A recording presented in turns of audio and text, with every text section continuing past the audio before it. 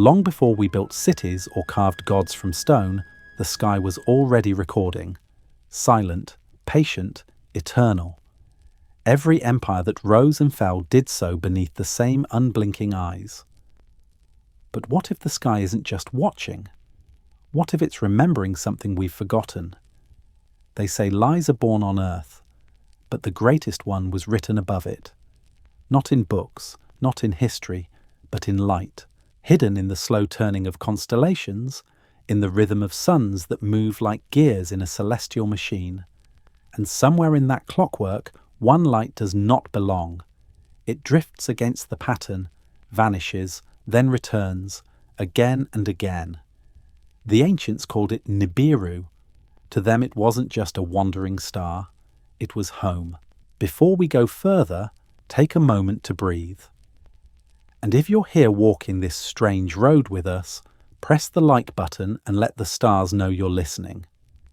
Tell me in the comments where you're watching from tonight and what time it is where you are. And remember, the images you see here are meant to set the scene, not to define the truth. Thank you, as always, for keeping these forgotten worlds alive.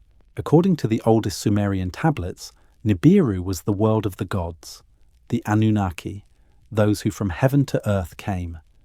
They taught writing, built the first cities, raised ziggurats that mirrored the heavens. And then, as suddenly as they appeared, they vanished. The records stop. Temples fall silent. Humanity begins again, carrying fragments of memory disguised as myth.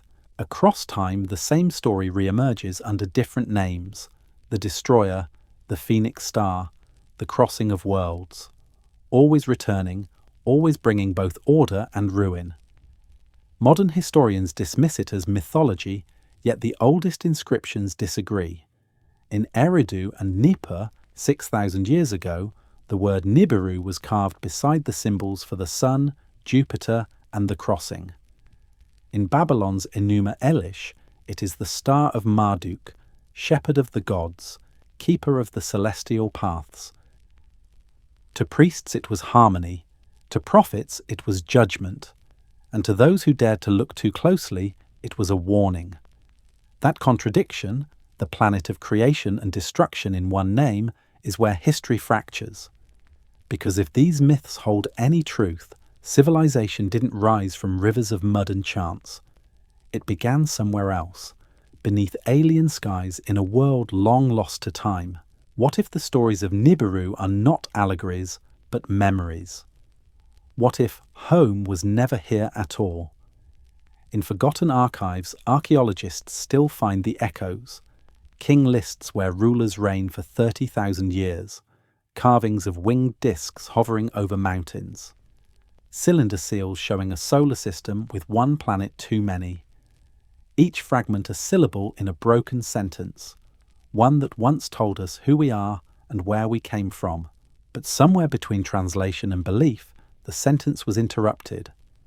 Science sealed the heavens behind numbers, religion locked them behind dogma, and the truth, whatever it was, fell between them like light between two mirrors. Tonight we reopen that silence.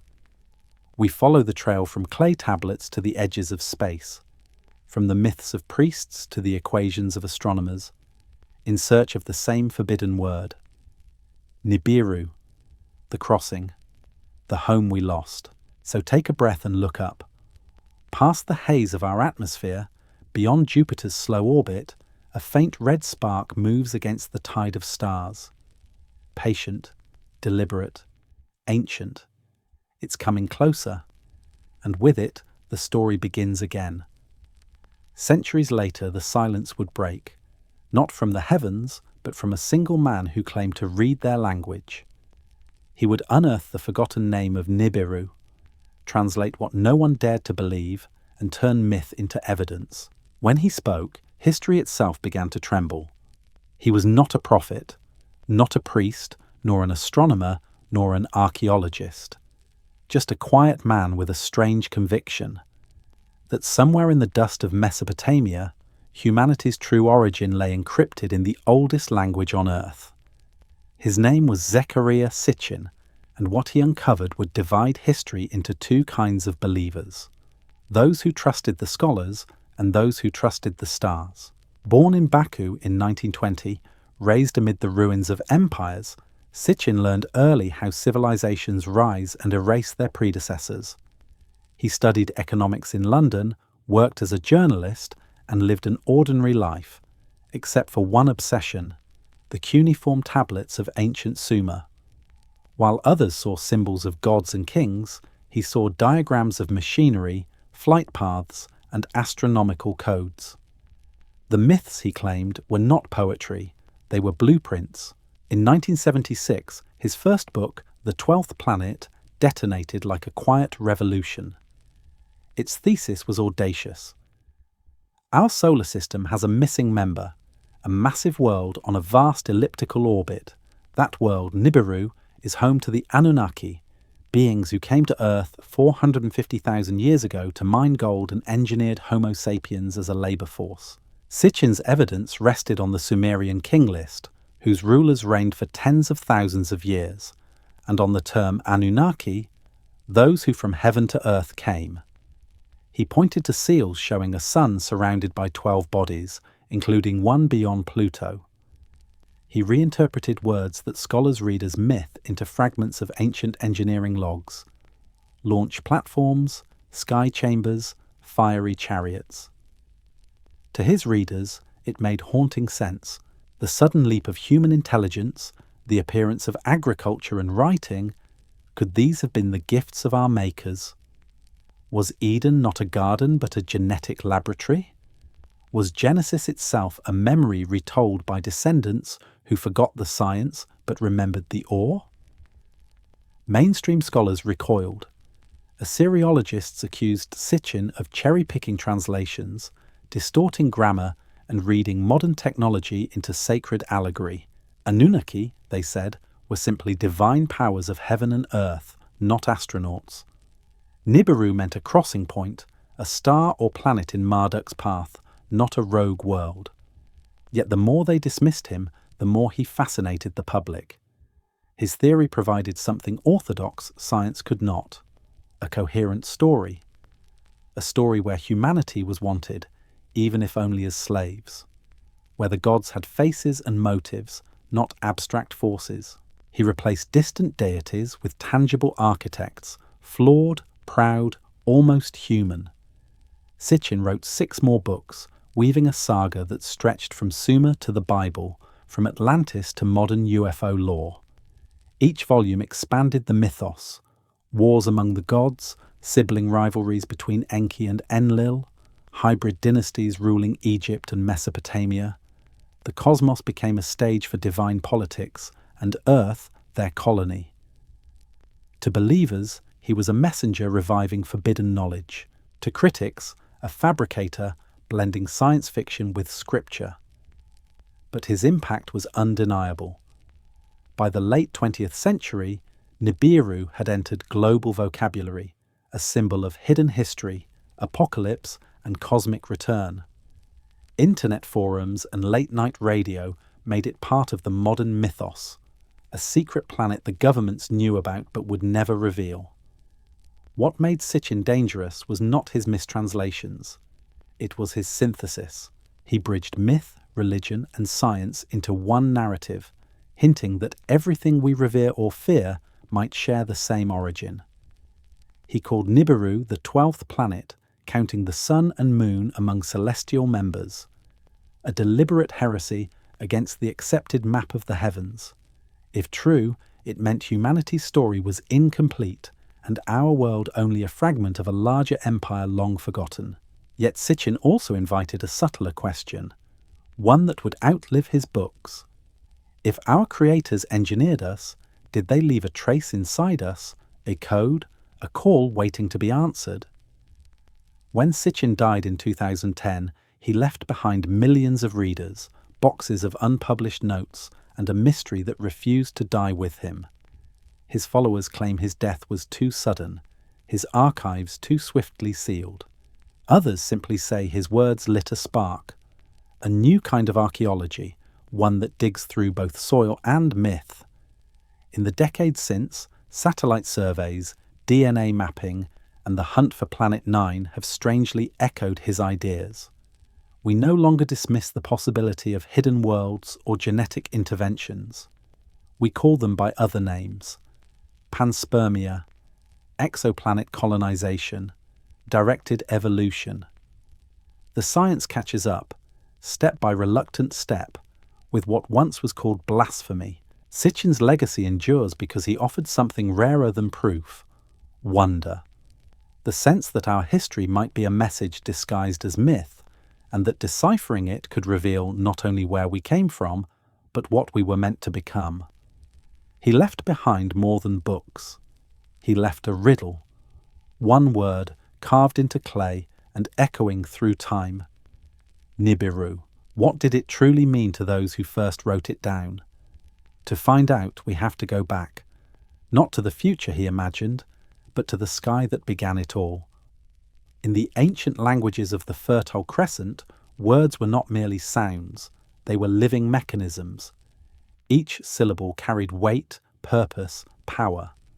A single sign pressed into clay could mean star, god, or destiny, depending on its place in a sentence.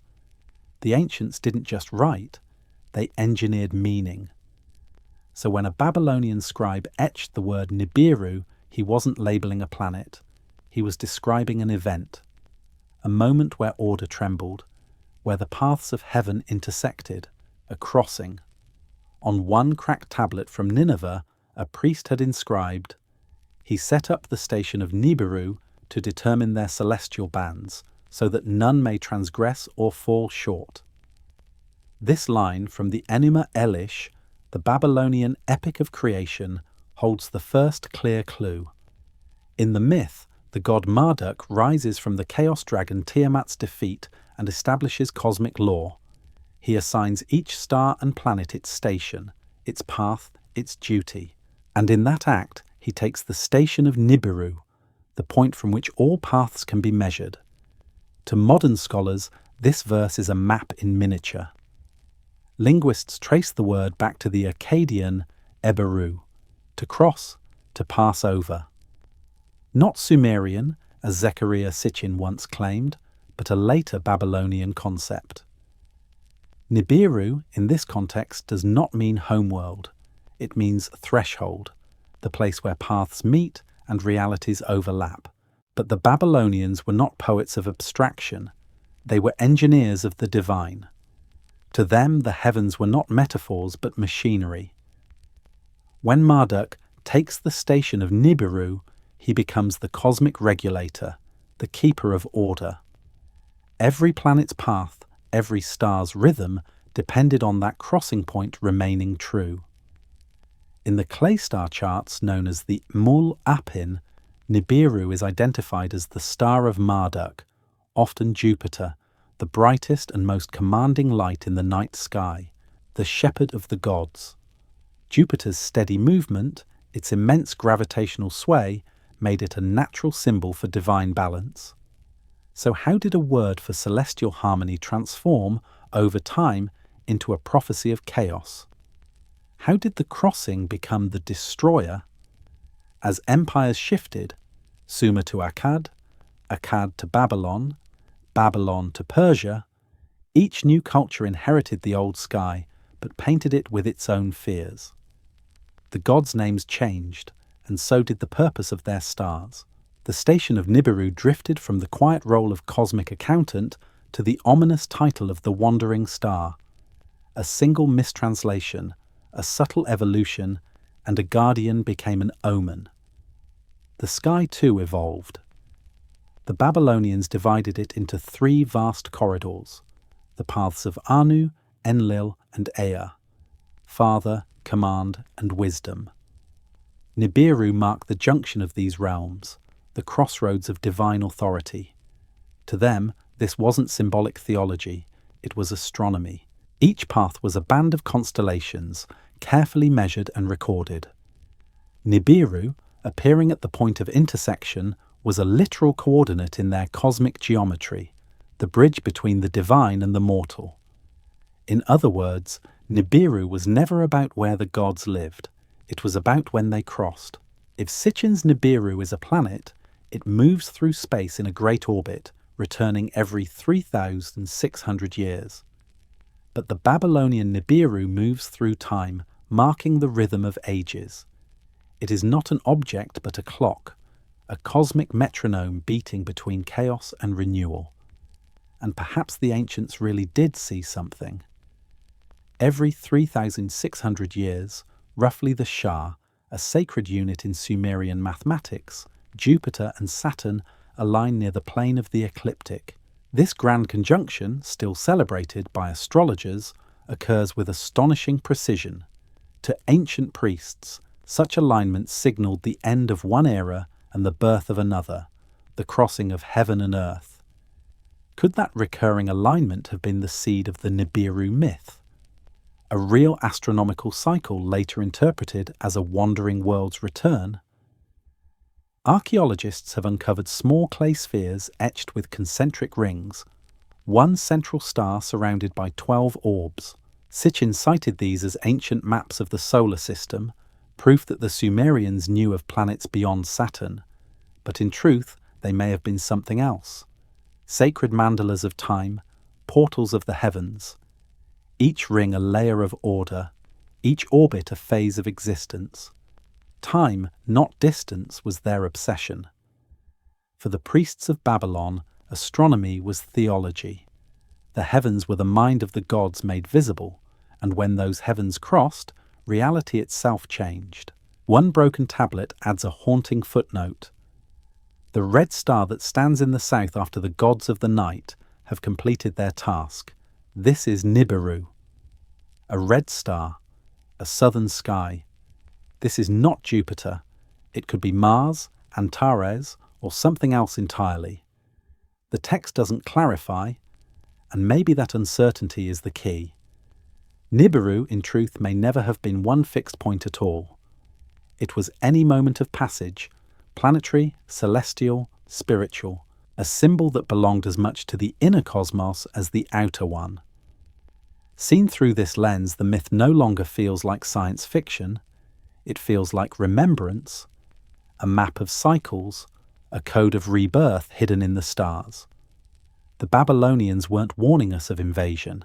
They were teaching us the heartbeat of the universe itself, that every crossing is both an ending and a beginning. Thousands of years later, Zecharia Sitchin would step onto that same ancient bridge.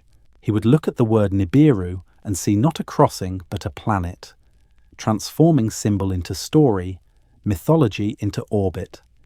And from that moment, myth took flight once again, leaping from the temple to the stars. Perhaps both visions are true, one speaking in poetry, the other in gravity. Maybe what we call Nibiru is simply two mirrors facing each other, one reflecting meaning, the other matter. And somewhere in the space between them, the story of our creation began to take shape. For when those mirrors finally meet, when myth touches matter, heaven itself goes to war. And it is there, in that first cosmic collision, that the next chapter of this story begins. Before there was Earth, there was conflict. At least that's what the oldest creation myth insists.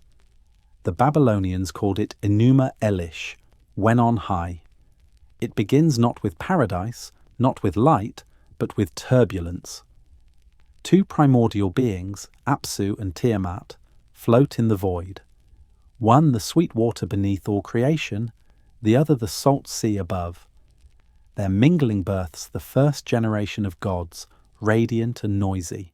The peace of the abyss shatters as divine children rebel against their parents. The cosmic calm collapses. Apsu, the father, plots to destroy his offspring for disturbing the order of things. But before he can strike, he is killed by his own descendant, the clever god Ea. The act splits the universe.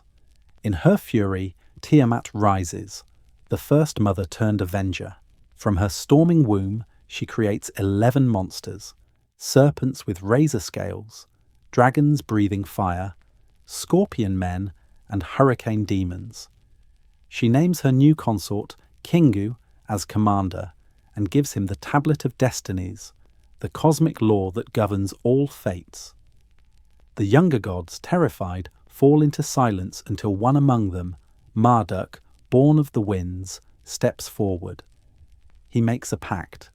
If he defeats Tiamat, he will be crowned king of gods forever. The council agrees. Armed with lightning and storms, he confronts her. In the myth, their battle shakes the cosmos. Tiamat roars, her jaws opening as wide as the horizon. Marduk releases his winds, forcing them into her body until she swells and cannot close her mouth. Then he fires an arrow straight through her heart. To scholars, this is the oldest metaphor of order conquering chaos, the taming of nature's fury by cosmic law. But to Zecharia Sitchin, it was something else entirely. A record, encoded in the language of myth, of a real and ancient event that took place before human memory.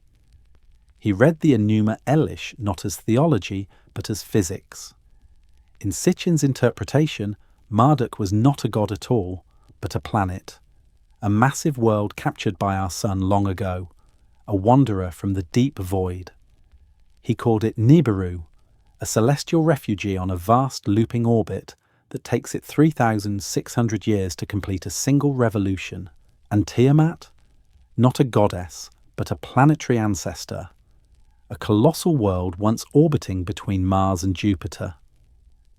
The myth of divine war, he said, encoded a planetary collision, a cataclysmic dance that shaped the solar system itself. According to his reconstruction, when Nibiru entered the young solar system, its gravitational pull stirred chaos among the outer worlds. Its moons, the four winds of Marduk, smashed into Tiamat, rending her open. On its next pass, Nibiru struck again, and Tiamat shattered. One half of her body scattered into fragments, forming what we now call the asteroid belt, the hammered bracelet mentioned in the old texts. The surviving half was flung inward, reshaped, and became Earth. Her companion Kingu, captured by gravity, became our moon, the wounded remnant of a once mighty pair. It sounds like mythic poetry, but the unsettling part is how closely it mirrors modern astrophysics. Today, scientists speak of the giant impact hypothesis, a Mars-sized body, Theia, colliding with the proto-Earth billions of years ago, its debris forming the moon. The physics line up. The debris rings, the angular momentum, the shared isotopic composition, all eerily consistent. But where science sees chance, Sitchin saw memory. He believed the Sumerians knew this story because they witnessed its consequences, or were taught it by those who did. And if Nibiru once passed near our world, Sitchin reasoned, it would do so again. Every 3,600 years, the planet of crossing would return, disturbing the balance of the heavens, triggering cataclysms, floods, quakes, extinctions, resetting civilization each time. For the scientific community, this idea was impossible. A planet of such mass on such a wild orbit would destabilize the entire solar system.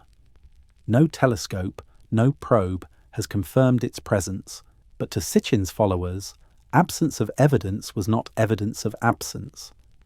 They pointed to government denials, classified sky surveys, and most famously, a 1983 report from the IRAS infrared satellite that briefly mentioned a mystery object as large as Jupiter near the constellation Orion, a finding quickly retracted. To them, the retraction itself was proof. So the myth of Marduk and Tiamat transformed again, from theology to astronomy, and from astronomy to conspiracy. Still, beneath all the speculation lies something profound. Whether read as physics or poetry, the story carries the same truth. Creation is born of collision. Every planet, every living thing, owes its existence to something that once broke apart. Our world itself may be a survivor of destruction, the child of a shattered heaven. Perhaps that's why the myth still resonates. It speaks to something written in our bones, that chaos is not our enemy, but our origin. Every tide that moves, every volcano that breathes, still echoes the violence of that first moment. The salt of our blood, the iron in our veins, remnants of Tiamat's fury. Life is the quiet aftermath of catastrophe, and if the Anunnaki truly came from Nibiru, then their journey was not one of conquest but survival. Refugees from the wreckage of their own sky, seeking refuge in the warmth of a younger sun. They would arrive not as gods but as exiles, carrying with them the memory of a destroyed world and the knowledge to build another. The war in heaven, then, is not just cosmic, it is ancestral. It is the story of how loss gives birth to creation, how from the ashes of one world another begins to dream. And that dream would soon take form in clay, as the first cities rose and the memory of the gods became history. But to find their footprints, we must leave the stars and descend to the ground, to Sumer, where the Anunnaki left their chronicles and where time itself began to count. Around 3800 BC, in the fertile plains between the Tigris and Euphrates, the people of Sumer began to write. Their wedge-shaped symbols recorded not only grain and trade, but the origins of kingship, the descent of rule from the heavens to the earth. It was as if, when language was born, it was already remembering something older. Among the tablets unearthed at Nippur, one fragment still whispers across 5,000 years. After kingship descended from heaven, kingship was in Eridu. In Eridu, Alulim became king and reigned for 28,800 years. Alalgar reigned for 36,000 years. To scholars, this is poetry, exaggeration meant to honor divine ancestry, but to Zecharia Sitchin, it was a cipher.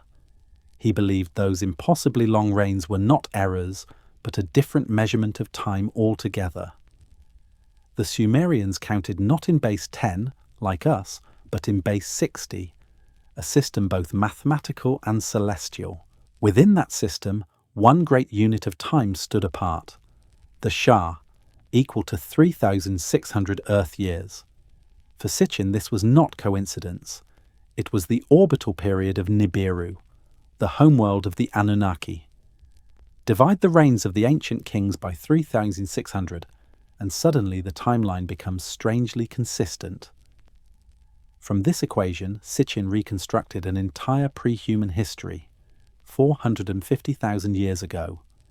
The Anunnaki arrive on Earth seeking gold to repair the failing atmosphere of Nibiru, 445,000 years ago. Their first base is founded in the Persian Gulf, Eridu, literally home in the faraway. 300,000 years ago, the labourers of Nibiru, the Igigi, rebel against the harsh work of mining. The scientist Enki proposes a radical solution: create a new species to bear the burden. 200,000 years ago, after many attempts, a hybrid is born, part divine, part earthly, the Lulu, or mixed one. Humanity's prototype, 13,000 BC. Nibiru's next approach threatens to unleash tidal waves and earthquakes. Enki warns his human creation, Ziusudra, to build a vessel. The flood comes, erasing the first civilizations. After the flood, the Anunnaki divide Earth among their factions, rebuild their cities, and teach humanity agriculture, astronomy, and kingship. Mainstream archaeology calls this myth, but the pattern Sitchin described still haunts the historical record. The sudden leap from hunter-gatherer tribes to urban culture around 4000 BC, the inexplicable precision of Sumerian astronomy, the genetic anomalies in early human evolution, all of it, he claimed, pointed to intervention rather than accident. Excavations in Eridu and Uruk, the oldest known cities, reveal something curious. Each temple built atop the ruins of another, layer upon layer, as though humanity were following a blueprint handed down, rebuilding the same sacred plan after every flood.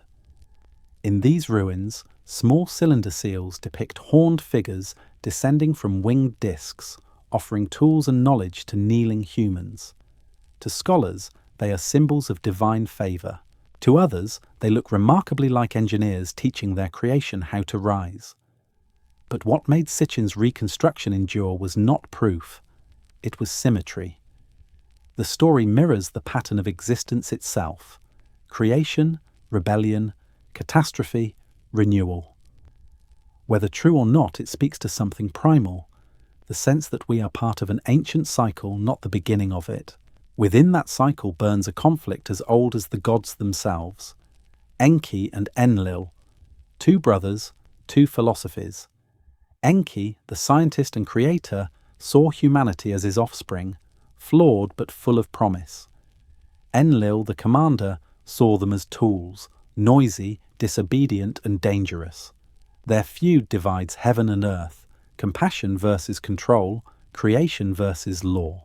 It is the first recorded family war, and perhaps the origin of every later myth of rebellion. Angels and demons, gods and titans, light and darkness. Across cultures, the echoes persist. Egypt remembers it as Osiris and Set. The Bible rephrases it as Yahweh and Lucifer. The Greeks recast it as Prometheus and Zeus, the giver of knowledge punished for empowering mankind. Each is a fragment of the same story, retold by civilizations that only half remembered their makers. Yet beneath the divine drama lies something almost scientific, a timeline measured not by years, but by cycles. Every 3,600 years, Sitchin said, Nibiru returns to the inner solar system, bringing gravitational and energetic disturbances that reshape the world. Civilizations rise as it nears, fall as it retreats. The Great Flood, the fall of Sumer, even the plagues of Exodus, all, he claimed, mark the same rhythm. If that clock is real, then our age is not an exception. Sitchin suggested the last crossing occurred around 1600 BC, and that the next might be imminent, within centuries, perhaps sooner. The theory sounds apocalyptic, yet its allure is undeniable. It offers a single grand pattern that connects the sudden emergence of writing, the shared flood myths of every continent, and the haunting déjà vu of history repeating itself. And if the Anunnaki truly left, they did not erase themselves. They buried their legacy, in stone, in myth, and in us. Every ziggurat that points toward the sky, every tower that dares to touch the clouds, every rocket that breaks gravity's chain is another echo of that longing. The coded memory of beings who once looked up at their creators and whispered, "We will return." Because perhaps that desire to ascend, to build higher, to explore farther, is not ambition at all. Perhaps it is inheritance. And if the gods came from a lost world, maybe that world never fully left us. Maybe its blueprint still hums inside every cell, waiting to awaken. To uncover that hidden inheritance, we have to turn away from the ruins of stone and look inward, into the microscopic cathedrals of our own design, the double helix where myth and science finally meet. Every civilization at some point builds a myth of creation, but our truest origin story may be written not in tablets or temples, but in the quiet spiral of the molecule that makes us who we are. In the middle of the 20th century, when Watson and Crick described the double helix of DNA, they unknowingly reopened the oldest question of all: who built the blueprint? For centuries, we imagined God shaping clay or breathing spirit into dust. Science replaced that image with random mutation, but randomness has never sat comfortably beside consciousness. Somewhere between chaos and design, the question of intent lingers, like static beneath the hum of evolution. Zecharia Sitchin believed the answer lay within us. To him, the story of the Anunnaki was not myth but molecular record. The moment a race of beings from Nibiru fused their own essence with that of an evolving hominid, giving birth to a hybrid capable of serving and surviving. The clay of Genesis, the breath of life, the serpent of Eden, all metaphors for genetic manipulation. He pointed to ancient Sumerian depictions, gods holding flasks or spirals, serpents coiled around rods, twin deities mirrored like strands entwined. Modern viewers see art, but Sitchin saw symbolism, the double helix, encoded thousands of years before biology knew its name. Modern genetics does, at least superficially, leave room for wonder. Within the 3 billion base pairs of the human genome, less than 2% directly codes for proteins, the machinery of life. The rest, once dismissed as junk DNA, remains largely mysterious. It may regulate genes, store epigenetic memory, or, as some fringe theorists suggest, act as a dormant archive, a cosmic hard drive. In 2013, researchers at Harvard succeeded in encoding a book, an image, and an audio file into synthetic DNA. A strand smaller than a grain of sand held megabytes of human data. The technology proved what mystics had intuited for centuries. Information itself can live inside flesh. To Sitchin's followers, this was poetic confirmation. If humans can embed knowledge in DNA, what stops a more advanced species from having done the same long before us? The FOXP2 gene, associated with speech and symbolic thought, appears strikingly unique to humans. It differs in just 2 amino acids from that of chimpanzees, yet that difference allows syntax, music, and language itself. A mutation so small, yet so decisive, arriving in what evolutionary timelines call a blink. To believers in intervention, this was the genetic spark, the moment of upgrade. Ancient myths echo that transformation. The serpent in Eden offers knowledge. Prometheus steals fire from the gods. In each, humanity receives a gift that breaks natural order, awakening both awareness and guilt. Could that guilt be memory, the inherited anxiety of a species created, not born? Archaeogenetic studies of mitochondrial DNA show that all living humans descend from a single maternal ancestor, mitochondrial Eve, around 150,000 years ago. Sitchin linked this not to coincidence, but to the first successful hybridization. He claimed that the Anunnaki, under Enki's direction, used repeated trials, the Adamu experiments, until a viable hybrid emerged. The genetic bottleneck was not natural selection, but selection by design. Mainstream science insists there's no trace of alien code in our genome, only the long fingerprints of evolution. Yet an intriguing study published in 2013 by Kazakh geneticists made headlines by suggesting that certain repeating nucleotide patterns in human DNA appear mathematically ordered in ways that resemble a structured signal, a biological SETI. The idea was dismissed as speculation, but the phrase they used remains haunting, a message embedded in the code of life itself. Perhaps the myth of Nibiru is less about gods descending and more about information transmitted, not across space, but through time. If Nibiru was destroyed, its memory may have survived not in the heavens but in us. Our DNA would then be the archive of a lost civilization, its language written in the geometry of life. Imagine for a moment that what we call instinct, the urge to build, to look upward, to reach beyond our cradle, is not evolutionary curiosity but ancestral recall, a whisper from the genes that once belonged to another world. Some researchers speculate that if such an encoded message existed, it might require a trigger, an environmental or electromagnetic resonance that reactivates dormant sequences. If Nibiru returns on its cycle, could its proximity act as that key? A literal crossing of frequencies between worlds, awakening what was locked inside the hybrid race it left behind. The theory is impossible to prove, yet powerfully poetic, because whether divine or biological, the result is the same. We are beings haunted by a memory we cannot name.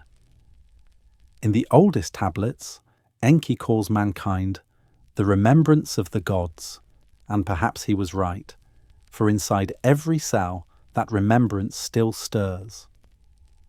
Each strand of DNA spirals like a whisper caught in time, looping endlessly toward a source it can no longer name.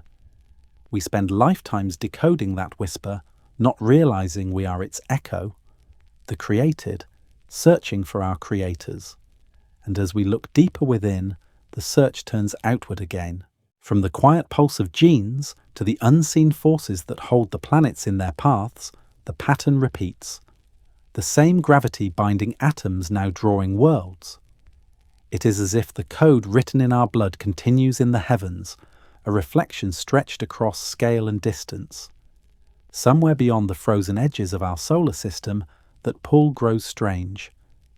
Orbits bend, light falters, and numbers begin to hum with the memory of something vast, something hidden. The echo that began within us now drifts into the dark, a ghostly rhythm tugging from beyond Neptune, where the forgotten planet still waits to be found. The night sky seems silent, but it is never still. Every planet, every fragment of dust, every cometary spark moves to a hidden rhythm, a cosmic symphony so vast that only mathematics can hear it. Astronomers, like musicians of the infinite, have spent centuries following this invisible music, charting the dance of worlds with the precision once reserved for gods. And yet, among those carefully measured harmonies, one note has always sounded wrong. Something unseen has been pulling at the edges of order. The mystery began in the 19th century, when scientists noticed that Uranus refused to stay where Newton's laws said it should. Its orbit was off, drifting ever so slightly, as if tugged by an invisible hand. A French mathematician, Urbain Le Verrier, followed the numbers, calculated the source of that pull, and pointed to an empty patch of sky.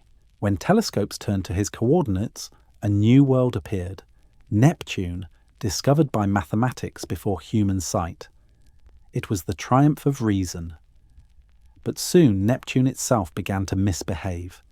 Its path also wobbled, its position slightly askew. The ghost had simply stepped further out of reach. The American astronomer Percival Lowell called it Planet X, the 10th world. He built an observatory in the Arizona desert, convinced that the unseen planet was waiting just beyond the light. When he died, his work passed to a young man named Clyde Tombaugh, who in 1930 discovered a tiny moving dot, Pluto. The newspapers hailed it as victory. The ghost had been caught. But joy turned to disappointment. Pluto was far too small to account for the gravitational irregularities. The shadow persisted. For decades the search continued. A quiet obsession passed between generations of astronomers. Then in 1983, the silence broke. The Washington Post ran a front-page headline, "Mystery Heavenly Body Discovered, Possibly as Large as Jupiter." The report described data from NASA's new infrared astronomical satellite, a warm, massive object detected beyond Neptune near the constellation Orion. The find electrified the scientific world. A week later, it vanished from the news. Officials retracted the story, claiming the signal was interstellar dust. To most, that was the end. To others, it was the beginning. Conspiracy theorists whispered that the object was Nibiru, the legendary world of the gods, rediscovered and swiftly buried. The first whisper of a cover-up. Mainstream astronomy moved on, yet the numbers kept defying expectation. Then, in the early 21st century, digital sky surveys uncovered something uncanny. A group of distant icy worlds, Sedna, 2012, VP 113, and several others, were all tilted in the same direction, their orbits clustered as if shaped by an unseen shepherd. The odds of that happening by chance were less than 1 in 10,000. In 2016, two Caltech astronomers, Konstantin Batygin and Mike Brown, proposed a solution that reignited an ancient myth. Their calculations showed that the simplest explanation was a massive planet, perhaps 5 to 10 times the mass of Earth, orbiting far beyond Neptune on an elongated, tilted path, taking 10,000 to 20,000 years to circle the Sun. They called it Planet 9. Its gravitational fingerprints matched perfectly with the strange distortions in the outer solar system. The irony was delicious. In trying to debunk ancient stories, science had unknowingly written them anew. The shepherd star, the wanderer, the regulator of the heavens, words from Sumerian tablets, now echoed in scientific journals. Was Planet 9 the same as Sitchin's Nibiru, its orbit miscalculated by a few millennia? Was it a hidden planet, a brown dwarf companion, or something stranger, a dark twin lurking in the cosmic cold? Officially, the search continues. Unofficially, some claim it ended long ago. Believers point to the death of Robert Harrington, chief astronomer of the US Naval Observatory, one of the few respected scientists to speak openly about Planet X in the 1990s. He died suddenly, just before presenting his findings. His calculations and his telescope logs disappeared into classified archives. They note, too, the enormous new telescopes rising in Chile and Hawaii, funded by a blend of universities, private investors, and defense agencies. Why would the military care about a distant planet, unless that planet was not as distant as we think? In official reports, Planet 9 is a harmless curiosity.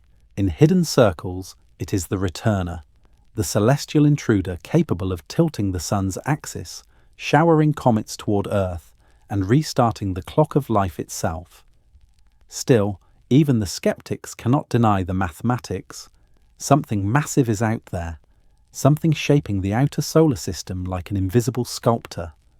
We cannot see it, but we can feel its pull in the orbits of frozen worlds. It is gravity without form, presence without light, the ghost that never stops haunting the equations. Some astronomers have gone further, suggesting that Planet 9 might not be a planet at all, but a primordial black hole, a relic of the Big Bang, no larger than a grapefruit yet 10 times the mass of Earth. Invisible, silent, indestructible. If so, our solar system might already contain a fragment of the universe's first moment, the dark seed around which our myths once grew. Whatever it is, the pattern is there. Orbits tilted, trajectories warped, and the sun itself subtly off-kilter, as if dragged by an unseen companion. We feel it in numbers. The ancients felt it in stories. Perhaps they didn't need telescopes to sense what we only rediscovered in data. When the heavens shifted, they built temples. When the patterns aligned, they spoke of gods returning through the gate of Nibiru. The modern search for Planet 9 and the ancient worship of Nibiru may simply be two sides of the same act. Humanity reaching into the dark, tracing the shadow that shapes us. Each generation names it differently. Planet X, the shepherd star, the destroyer, the lost home. But the truth, if it exists, has never changed. Only the language we use to tell it.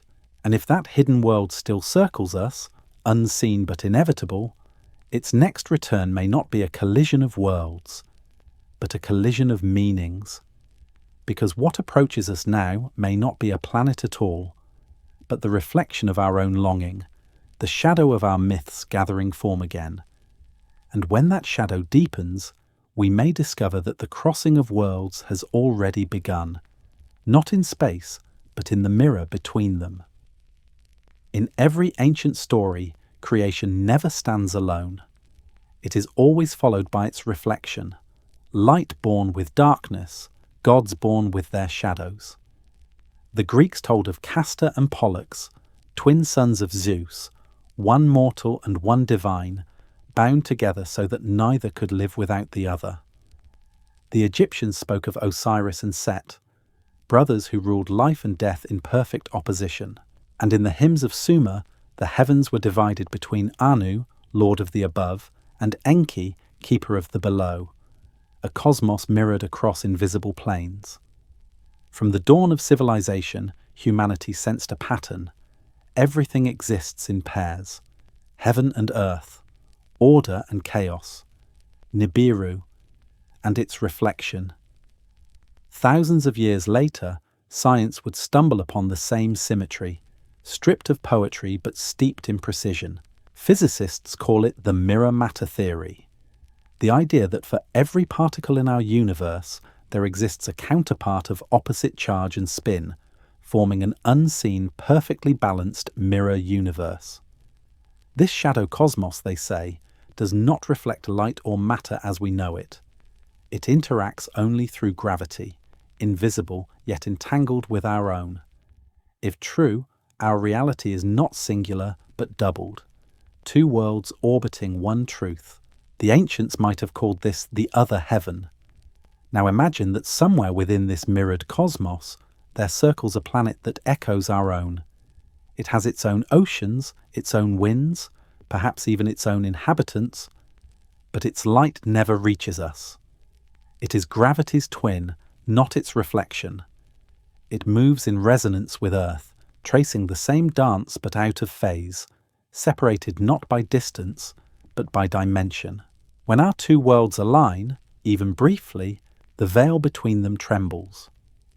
Tiny disturbances ripple through space-time, magnetic shifts, flickers in the ionosphere, strange patterns in weather, unexplainable feelings of déjà vu, the collective restlessness of civilization sensing, without knowing, that something has drawn near.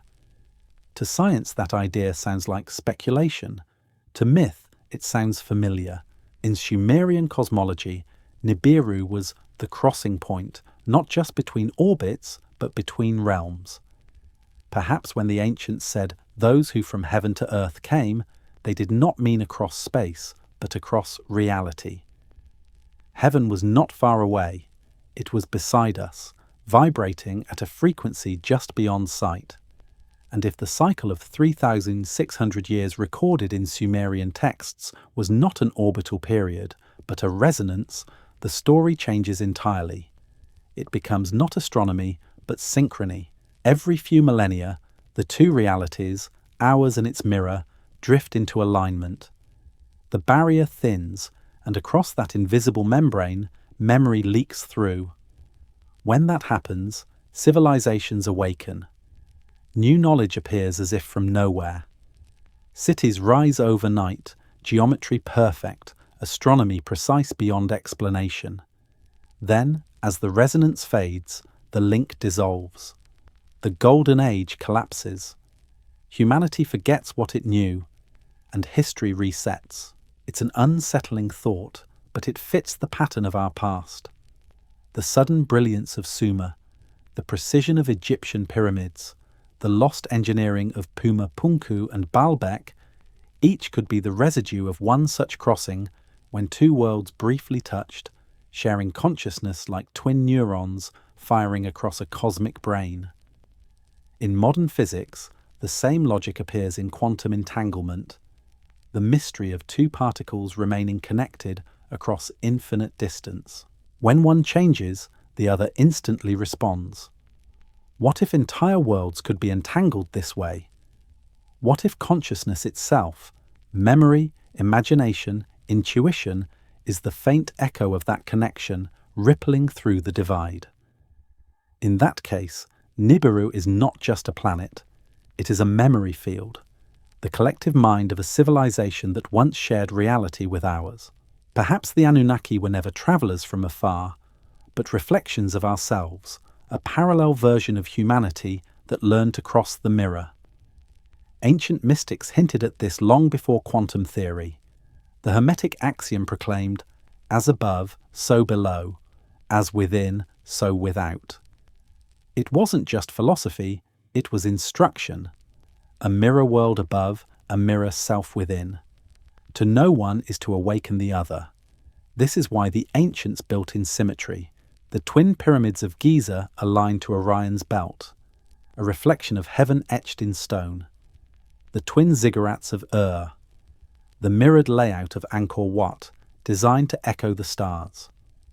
Two pillars at every temple gate, twin lions guarding every sacred threshold, all metaphors for the crossing. Their architecture was a form of resonance, the attempt to reopen the bridge between realities, to summon the memory of a world that once shared our sky. Even modern cosmology, stripped of myth, hints at this reflection. We call it dark matter, the invisible mass that outweighs the visible universe 5-1. What if that darkness is not emptiness, but occupancy, a reflection so close we feel its pull but cannot see its face. Our solar system could be two interlaced mechanisms, one visible, one hidden, orbiting a shared axis of being. A mirrored Nibiru, passing not through our sky, but through our shadow. The implications are vast. If the Anunnaki came from that unseen world, they are not gods from above, but our own future. A parallel humanity evolved along the mirrored path. Every 3,600 years, they cross again, guiding, teaching, leaving traces before fading back into the unseen. In that sense, Nibiru is not our past or our myth. It is our destiny. Impossible to prove, but deeply, hauntingly plausible. Every religion speaks of a heaven not above, but beyond. Every mystic vision describes another realm, just out of phase. Maybe our creators never left. They merely shifted one half step into the mirror, waiting for us to remember how to cross. And if that alignment happens again, it may not arrive as a planet burning in the sky, but as a subtle awakening, a flicker in consciousness, the sudden recognition of something watching us from inside the reflection. When we finally look for Nibiru, we might not find it in space. We might find it within. But every reflection hides its shadow. If the mirror truly returns, if we awaken the memory of the gods, then the balance must also awaken its opposite. For every creator, a destroyer. For every light, a red star rising. The ancients called it the Eye of Ra, the red star, the destroyer. And beyond the shimmer of the mirror, that darker world is already stirring. In every culture, the sky remembers a time when the heavens turned hostile. It's always the same pattern, painted with different myths. A red star blazing across the firmament, floods that drown the earth, mountains that vomit fire, cities swallowed by sand. The Egyptians called it the Eye of Ra, a celestial fury unleashed to cleanse mankind. The Hebrews named it wormwood, a burning star that poisons the waters. The Hopi speak of the blue star Kachina, herald of purification. The Celtic manuscripts that make up the Kolbrin Bible call it the destroyer. When blood drops upon the earth, the destroyer will appear, and mountains will open and belch forth fire. The heavens will burn, and men will be consumed by the heat of their own fear. Those words could be dismissed as metaphor, except they appear again and again across continents and millennia, as though humanity carries an inherited trauma of the sky itself. To Zecharia Sitchin and his followers, these were not prophecies but memories, accounts of previous crossings of Nibiru when its gravitational wake pulled oceans from their beds and kindled the wrath of volcanoes. Each passage marked the end of an age, resetting civilization's clock. The flood, the fall of Sumer, the collapse of Bronze Age empires, all echoes of the same rhythm. Modern science offers colder explanations, asteroid impacts, volcanic winters, solar storms. Yet even within geology, the pattern persists. Cataclysms occurring with eerie periodicity. The extinction of the dinosaurs, 66 million years ago. The sudden cooling at the Younger Dryas, around 12,800 BC. The mysterious collapse around 2200 BC that ended the Akkadian Empire, Egypt's Old Kingdom, and the Indus Valley, all within a century. To geologists, these are coincidences. To myth, they are coordinates. The Kolbrin Bible describes the destroyer as a massive red star that moves on wings of wind and roars like 10,000 trumpets. Astronomically, that reads like the atmospheric entry of a large celestial body or a comet swarm, phenomena that would indeed ignite skies and rain molten debris. Clay tablets from Nineveh record a fire that devoured the fields and a dust that darkened the sun for 7 years, the Kilar. Chinese annals speak of dragons crossing the heavens and the sky falling in sheets of flame. What connects all of these is not geography, but memory. A planetary event so overwhelming It imprinted itself into every myth as divine punishment, because no other language could hold the terror of it. If Nibiru or its mirrored twin truly follows a long elliptical orbit, its periodic return would alter gravitational balances, trigger comet showers, and disturb magnetic fields. Its approach might even tilt Earth's axis, rewriting climates overnight. Our ancestors, watching helplessly, would see their gods descend in fire, unaware they were witnessing physics. Science has its own ghosts of this memory. The Nemesis hypothesis proposed in the 1980s suggested our Sun has a dim companion star, a red or brown dwarf, that periodically disturbs the Oort cloud, sending comets toward the inner solar system every 26 million years. Its name, Nemesis, the bringer of retribution. An odd coincidence? Or a modern retelling of the destroyer's legend? If Nibiru were such a companion world, it wouldn't need to collide with Earth to bring devastation. Its mere passing could create tidal waves of gravity, shaking tectonic plates and stirring the deep magma seas beneath our feet. The ancients saw this and wrote of gods in war, of serpents devouring suns. We read their terror as poetry, but perhaps it was reportage, in the only vocabulary they had. There are also the smaller cataclysms, the ice cores from Greenland that show abrupt layers of soot and iridium, the microglass beads in ancient strata that indicate impacts. Archaeologists at Göbekli Tepe in Turkey discovered carvings of animal constellations aligned to the sky around 10,150 BC, depicting what some researchers believe was a comet impact remembered by survivors.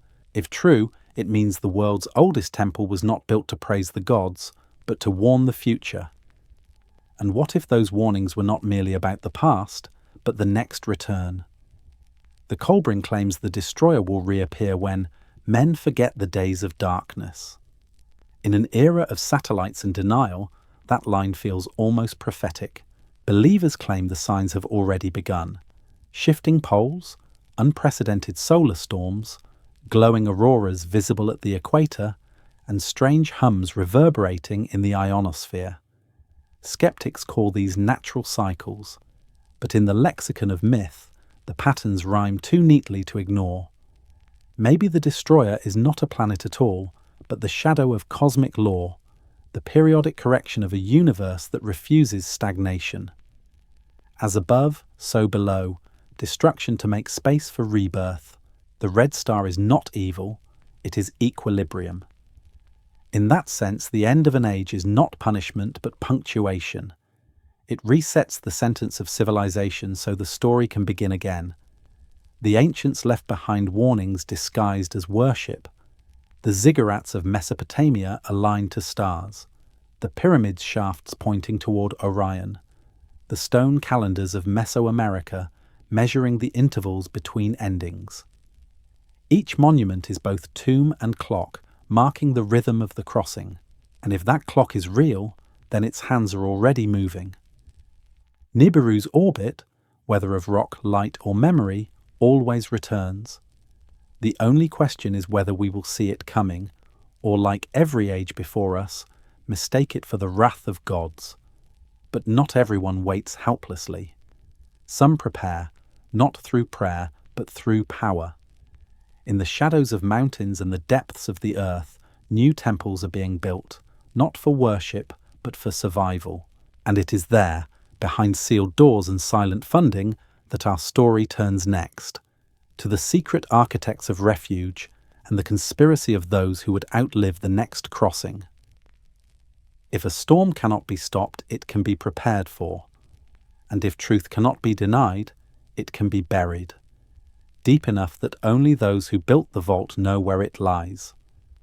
Since the dawn of civilization, every age that has faced collapse has built its ark. For the Sumerians, it was Ziusudra's vessel. For the Egyptians, the pyramids that could outlast fire and flood. For our own, the ark is made not of wood or stone, but of silence. The belief that the world's powers already know of Nibiru and have been preparing for its return is one of the most persistent modern myths. But beneath the noise of online hysteria lies a strange geometry of truth. There are bunkers that officially do not exist, budgets that cannot be audited, and projects that answer to no government. And their purpose, some whisper, is to outlive the next crossing. The story begins in the Cold War, when the United States and the Soviet Union raced not just to space, but to safety. Documents declassified decades later revealed vast underground networks, the Cheyenne Mountain Complex, Mount Weather, Yamantau, and others, built to survive nuclear war. But many of these facilities were expanded long after the nuclear threat waned. Their new purpose? Officially, continuity of government. Unofficially, something much older. Insiders began to leak strange details. Supplies designed to last centuries, hydroponic farms, seed vaults, entire self-contained cities beneath the earth. In 2008, the Svalbard Global Seed Vault opened in the Arctic, a cold repository for the genetic diversity of the planet, funded by shadowy coalitions of governments and corporations. Officially, a safeguard against famine. Unofficially, an ark, one that will outlast its builders.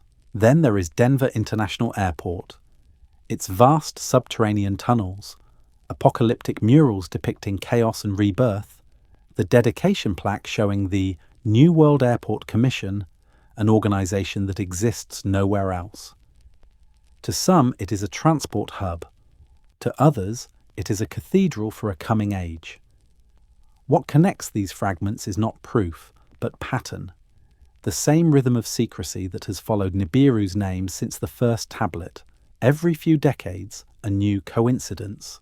A telescope closed to the public, a satellite feed cut, a research grant redacted.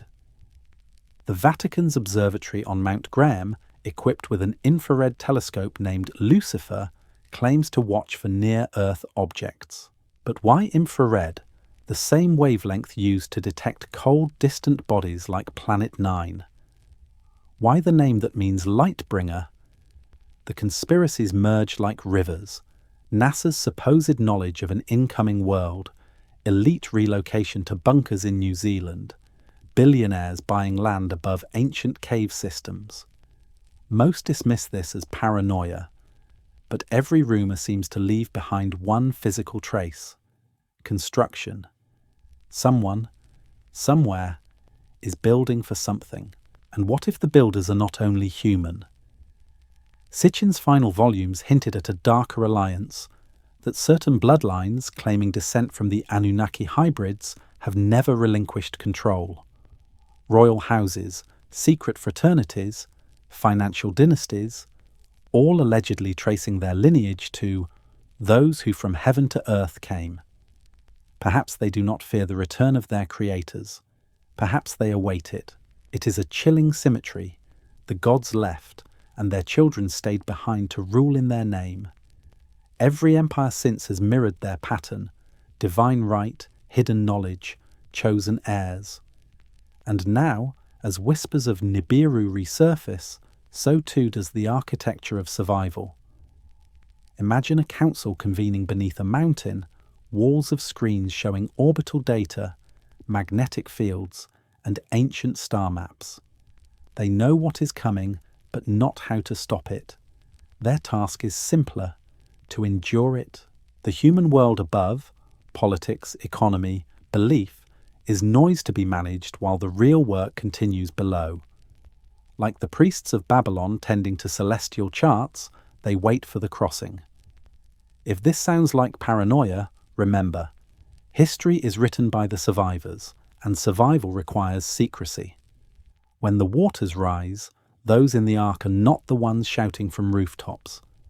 Yet the irony of the great cover-up is that it mirrors the myth itself. The gods once hid their knowledge from humanity, fearing our noise and ambition. Now their descendants do the same. The cycle repeats: ignorance for the many, revelation for the few. Still, one truth remains: no vault lasts forever. Every buried secret becomes a seed.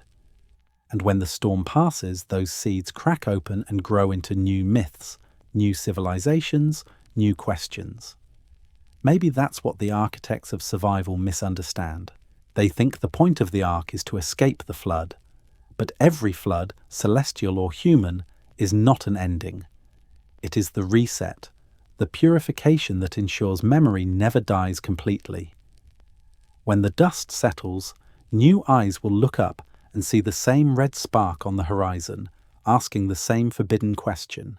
And perhaps, somewhere deep below, the descendants of the survivors will remember why their ancestors built their cities underground, not just to hide from a world ending, but from the truth of where they came from. For the final chapter, we return to the surface, to the silence after the flood, to the lingering question written in our stars and our cells. If Nibiru was our lost home, what happens when the sky itself remembers? At the edge of dawn, the stars begin to fade, but one refuses to die. It hangs low above the horizon, red as memory, steady as prophecy. The ancients would have called it Nibiru. To modernize, it is just another point of light. But myths are not extinguished by science, they simply change their language.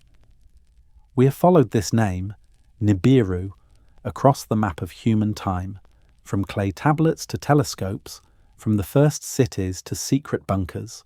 We have watched it become planet, symbol, mirror, and curse. And after all that searching, we return not to the stars, but to ourselves. If there is a message encoded in the heavens, it is also carved within our own design. The Anunnaki may never have descended in ships of fire, yet their myth endures because it mirrors something within the human psyche. The longing for origin, the ache for return. Every civilization has built its stairway back to heaven. Ziggurats, pyramids, rockets, prayers. Each one is a translation of the same impulse to reach what was lost.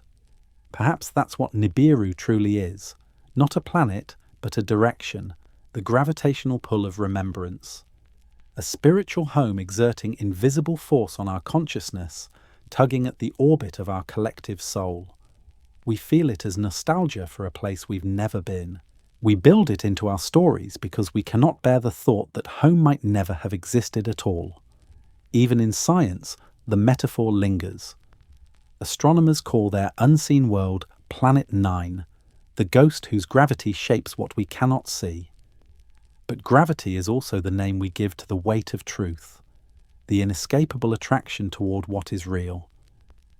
Every myth is a form of gravity, pulling us toward meaning. Nibiru is simply the name of that force when it turns cosmic, and yet beneath the poetry lies unease. If the crossing is real, if cycles of destruction and rebirth are woven into the fabric of time, then we live in the thin calm between tides. Volcanoes sleep, skies quiet, data scrolls across satellites in cold patterns. But nature remembers what we forget. Ice cores, magnetic fields, and genomes all whisper of resets, of erasures followed by renewal. History, like orbit, is circular. The Colburn Bible warned, "Only the wise know where it went, and that it will return in its appointed time." Maybe that time is not measured in years, but in awareness. When civilizations become too loud, too certain, too proud, the universe reminds them of scale, not as punishment, as correction, a cosmic law of humility.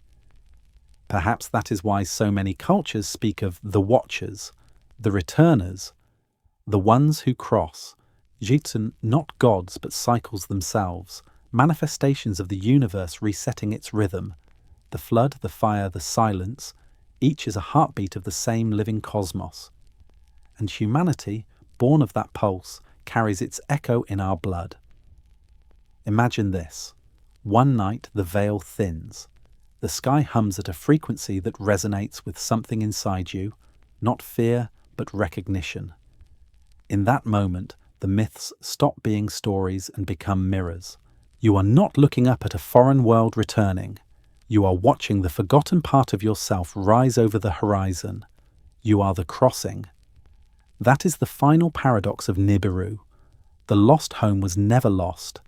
It was hidden in plain sight, folded into the spiral of DNA, the tilt of the planet, the urge to look beyond the visible. Each of us is a fragment of the old world, walking its second life, and when the sky remembers, it does not come as a planet engulfed in fire, but as an awakening, the sudden knowing that we have been here before. Civilization ends not in flame, but in reflection. We are the descendants of survivors who mistook memory for prophecy. The cycle continues, not because the gods demand it, but because we do. So when you next look at the night sky and see that faint red spark shimmering through the haze, remember this. Maybe it is Nibiru. Maybe it is Mars. Or maybe it is the eye of history, blinking once more before it closes. Either way, the sky remembers, and it is waiting for us to remember too. Thank you for walking through the crossing. If you have found meaning in these forgotten worlds, leave a trace, a like, a comment, a question, so that when the next age rises, your voice will remain among the stars. Until then, keep watching the horizon. The gods do not return from above, they awaken from within,